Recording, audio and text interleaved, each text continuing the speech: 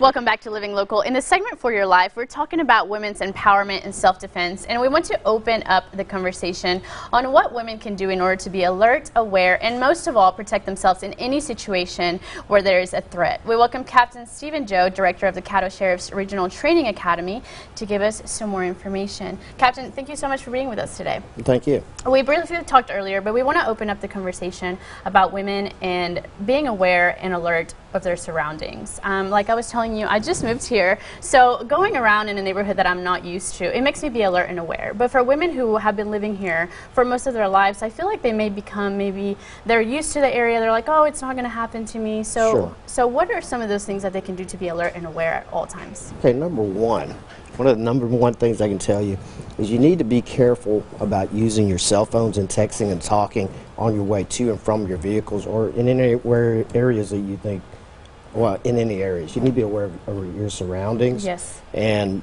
make sure that you keep an eye out. Anybody who comes up to talk to you, you shouldn't engage them in any discussion unless it's something that you wish to do or if you feel it's safe to do so. Yes, I read something online where leaving a store, you should have your keys in your hand, have your your phone in your bag, and just be very, you have to be know where your car is in the parking lot and go directly to it. Yes, totally. That would be a good idea to do.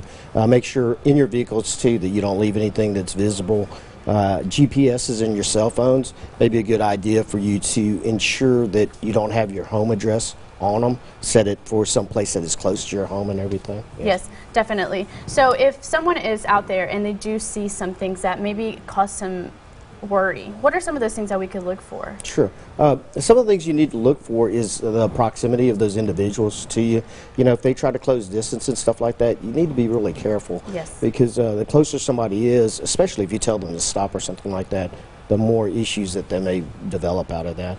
Some of the other things you may need to look at, there are nonverbal signs that are all over the place, the way their stance is, maybe how they're looking at you or not looking at you, or maybe their proximity to you as far as where they're located. They may try to get behind you or something of that nature. Yes, so if you do find yourself in this sort of situation, what can you do? Well, I'll tell you what, ideally you need to go to some place that you will feel safe. If you are accosted by somebody, you need to speak loudly and everything and ask them to leave you alone or whatever it is like that.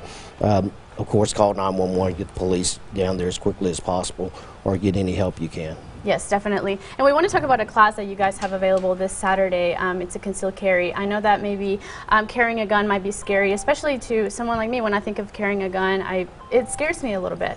But what is something that we can do with this class, some things that we could learn through this class to protect ourselves and to know that carrying a weapon should maybe make us feel more safe instead of making us more scared? Right. Okay.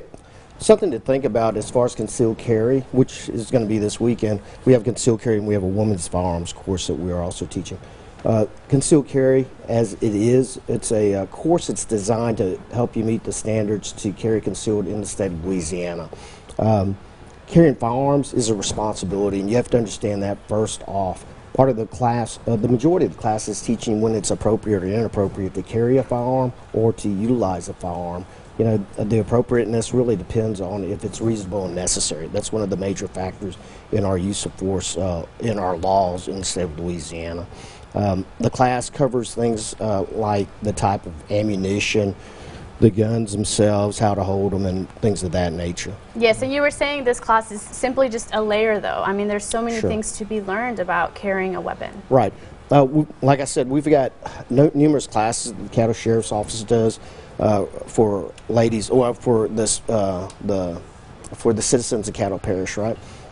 We have courses after concealed carry or after the basic women's firearms that cover more specific, more in depth the use of the firearms and everything. Going and shooting 36 rounds of ammo yearly is probably not going to be enough to assist you or optimize your abilities when you come under a threat or something.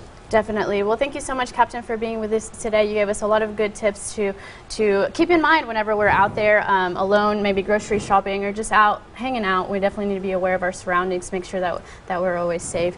So the Caddo Sheriff's Office will hold the Women's Firearm class from 8 a.m. until noon on Saturday, January 26th at the Sheriff's Regional Training Academy. The class is free and limited to 12 students. You can call Deputy Andrea Claiborne at 318-681-0735. to register. Thank you again, Captain. Appreciate you. Thank you. Stick around when we return. We're telling you about something that would be perfect for your weekend plans. Stay with us.